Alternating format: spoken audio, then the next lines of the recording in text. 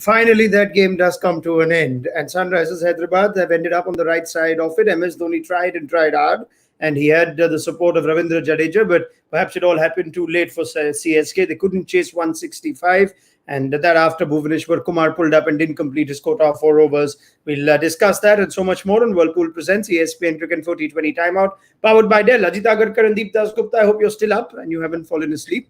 It is getting late, even in your part of the world, let alone mine. So let's get first comments. That was hard work. Did the better team win on the night, Ajit? Oh, clearly. I think it looked, the result does look a lot closer than It's it was. frozen, I guess. And Bhuvaneshwar Kumar's injury didn't help SRH.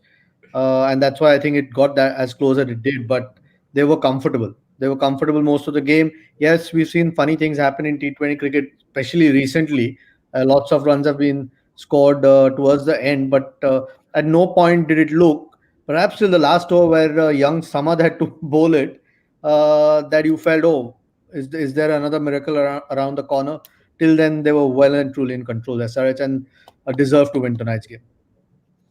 Deep, just thoughts on that chase. It seemed like the game was still alive, even though the equation was just getting more and more in favor of the fielding side. Yeah, I mean, the way teams have been chasing in this tournament, I mean, last 3-4 games, I mean, people have chased, 70, 80 runs in the last 4-5 overs. So, yeah, they're always in the game. But when you look back, they're just 7 runs behind. So, 7 runs, I'm just looking at that middle phase where they scored, 38 runs of 7 overs. So they might want to look back and see that phase again. All right, let's break the chase down, shall we? And we'll discuss the trouble that Dhoni was going through and the trouble that Bhuvaneshwar Kumar has had physically. Seemed to be an uncomfortable night for a few players with injury and whatnot. But if we have to break the chase down, where was the most damage done? Was it done at the top, Ajit, in the power play? Was it done with Jadeja and Dhoni not teeing off earlier, from what you saw? Yeah, I think a bit of both, but I think it's the top order, isn't it? I mean, they've been so heavily dependent on Faf, and Raidu obviously has just had that one good innings, but they've been dependent on 2 of those guys, really. Faf in particular, again, Watson looked really out of sorts. Kedar Jadhav didn't contribute again. So those, top 4 you look at, and then MS at least walked in at number 5, which was nice today, but just couldn't get going. And apart from the last couple of overs, Jadeja had a good innings, but again, Jadeja started slow.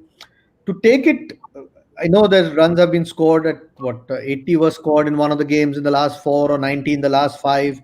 But those kind of batsmen are very few and far in between, the likes of Pollard and, Ishan Kishan on the night. So I just thought chasing 164 to take the rate up to at one stage, 15 runs and over.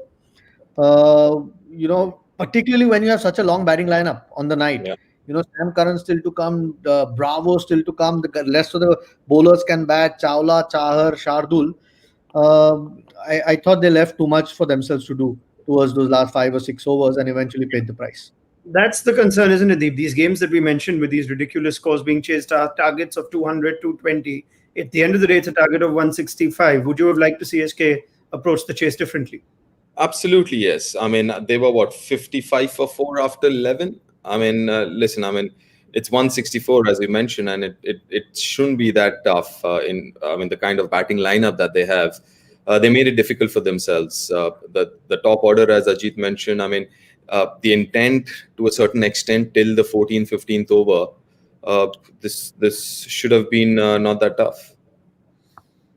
Can you at times overthink these situations? We know how Dhoni plays, right? Let's try and break that innings.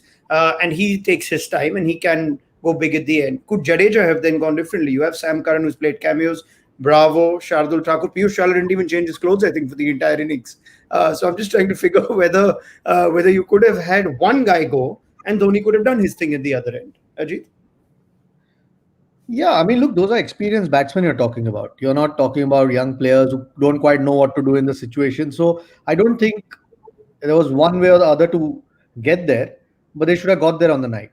Whether they would have tried to go harder earlier on, or if they had... See, that's the thing. If you leave that sort of approach and you don't get there, then it will make you look worse, in my opinion.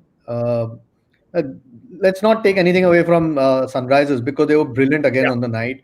It was probably par or maybe below par, that score, and they made it difficult by taking wickets. But like I said before, if you leave so much to do at the end and you don't get there, then you've got to question why you would want to do that, especially with so much batting still left. We always keep talking about these things, especially when they don't get there. All right, let's talk about the Sunrisers bowling effort. Some of those bowlers, Deep, had figures messed up towards the end. But if you look at Abdul Samad on the night, Natarajan, as well as the usuals, Rashid Khan, Bhuvneshwar Kumar, all-round bowling effort, job well done. Yeah, job well done. Definitely, yes. Leave that 21 runs from Samad in that last over. He had gone for 20 in his earlier 3 overs. And now if you look at those 4 overs, because he had to bowl the last one, now look at the 4 overs from the fifth bowler. It was 20 from Samad in his 3 and 4 from Abhishek. So it's 24 from those 4 overs of the fifth bowler. I think that's where it makes a huge difference. And the wicket of Kedar Jadhav in that. So fair point made. Seamers seem to be coming together well as well, Jeet. We don't know what will happen to Bhuvneshwar Kumar now, but today seemed to be their best night. Bhuvi, Natarajan and Khalil all seem to have done a job for them. Yeah, there was swing on offer. It was nice to see. I think that's the most it swung in this tournament, at least from what I can remember. There's been a few games, and all three of them got something out of it and got wickets. When you get wickets up front, you set the game up really well.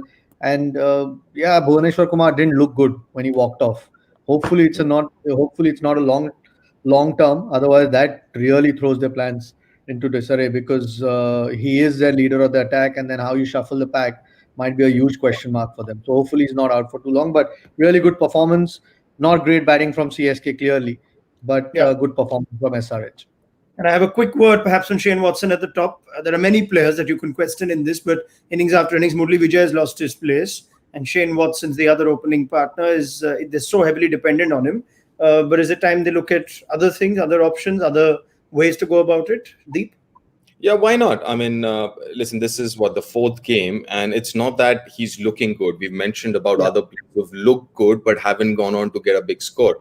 But the issue with, whatever we've seen of Shane Watson, he hasn't also looked as if he's in some kind of a form. So from that perspective, yes, they really need to have a good hard look at that. They have other options. Listen, someone like Imran Tahir is sitting outside, right? Yeah. You can easily get someone like Rituraj, who's had a good domestic season, to come and open and get a extra bowler, because bowling also, has been a little bit of an issue for them. So yeah, why not get someone like Imran Tahir or a Hazelwood or a Engiri, depending on the conditions, and get an Indian to open the batting. Yeah, we talk about takeaways for both teams from this, and we start with Chennai. Then Ajit, they had this big break. They've come back with not telling us something we didn't already know, that there is a problem chasing, and now that's even chasing a target like 165. Yeah, and this 11 looks the best 11 they can put on the park if everyone's doing well. We spoke about Watson. The thing is, till you're winning, you can push, because you know that he might have that 1 or 2 big innings in him, which happened a couple of seasons back. Did that huge innings in the finals when need be. But when you're losing, how long can you carry on with a guy who doesn't look to be in great form?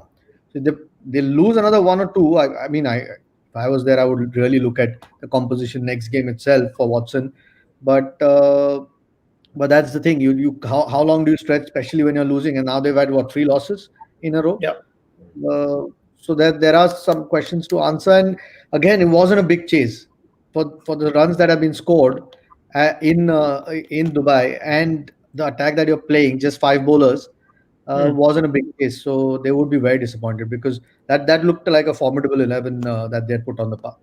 Yeah, it's unfamiliar territory. CSK not winning a large chunk of their games early on in the season. It's not something they're used to. Let's see how they respond. Sunrisers Hyderabad, Deep, on the other hand, this is a massive game, a turnaround game for them. The youngsters have done it. True. This is huge, and we mentioned it during the mid innings as well, that even if SRH does not go on to win this would be a huge positive looking at their middle order, because they had a big question mark with their middle order, right? And not just this season, we're talking about last couple of seasons.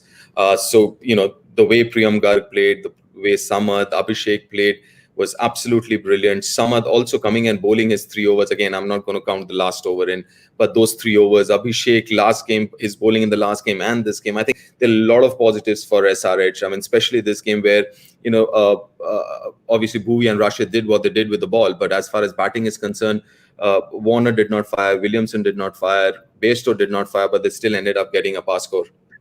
Right. And if we just look at the scorecard now, Ajit, you look at how the numbers went for everyone. Look like Priyam Garg is the standout batsman of the day. And it's the new age of cricket, the likes of Abhishek Sharma, Abdul Samad, Priyam Garg. But that Garg innings could hold him in very good stead now if you look at how everyone else seemed to struggle on the day.